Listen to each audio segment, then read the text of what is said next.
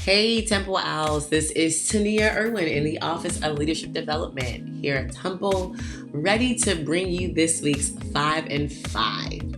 And we're talking about being a new student leader. Some of my favorite trainings and my favorite people to talk to are my student org leaders. So people who are on e-boards, who are presidents and VPs, and just who are really active in their SPOs, and just organizations on campus, right? Being a new student leader can sometimes seem really intimidating because you don't really know where to start, especially when it's your very first time. And so I wanted to make sure, especially as we're adjusting to returning back on campus and or thinking about hybrid operations, how I can best support you. And so without further ado, I'm bringing you this week's 5 and 5 to all my new student leaders. Lego.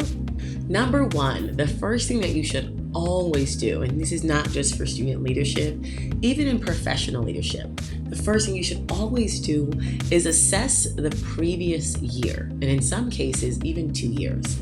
You're like, Tania, how do I do that? You can do it a different ways. Number 1, many a times you're given a transitional binder, and the problem is that many times we're not reading them. But they're almost like the Bible to your student organization, right? You can't learn how to work something if you have no idea how it works. It's like the manual to your student organization. So if you have a transitional binder, always look at that.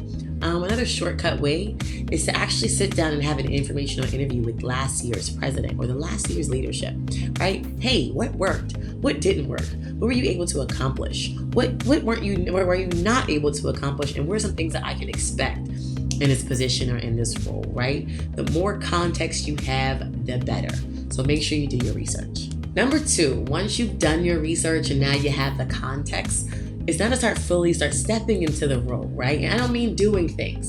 What I mean is really establishing your goals and setting a vision and a tone for the year, right? I'm a firm believer that when you don't have specific aim and when you aren't intentional about where you're going, you end up anywhere. But also, you can't lead people if you don't know where you're going, right?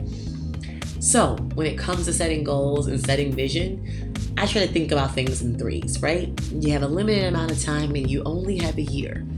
So when it comes to setting goals, only set 3. What are some of the things that you want to enhance or improve about your organizations?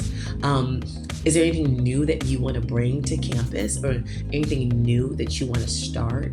What do you want to fix or change, right? Try to think of 3, not only just 3 goals, but 3 actionable goals and setting a clear vision for where you see the organization and the team this year. Number 3, once you have the vision, you gotta share it, right? People don't read minds, but also you need your team to make those visions become a reality, right? And they can't contribute when they have no idea what they're contributing to. And so it's always important that you meet with your team and you share your vision. Number 4, why is it that number 4 is always the most important but tend to be overlooked all the time? And that's team building, right?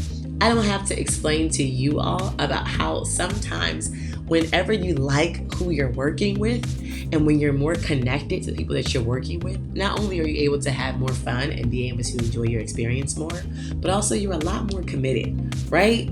When it comes to showing up and going to the gym in the morning, if you know you have a friend waiting for you, you're more likely to show up than a stranger or having nobody at all, right? And so you want to make sure that it's a part of your team that you're creating a culture where people not only trust each other, but they're able to communicate and to understand one another, right? That way, as they're working with each other, they're learning what works and what doesn't work, how people want to receive feedback, right? Or how they want to be treated or talked to. That's crucial, especially when it comes to dealing with conflict, right? I'm a firm believer that if you have a strong foundation, you can bounce back from anything. And 5, you're probably thinking, oh, Tania, it's probably making a plan and assigning roles. And you're right. but I want to make sure that I add a small caveat, right? While it's great that your team is able to team build and connect with each other, it's also important that you as a leader make it a point to establish an individual and a personalized relationship with your team members, right?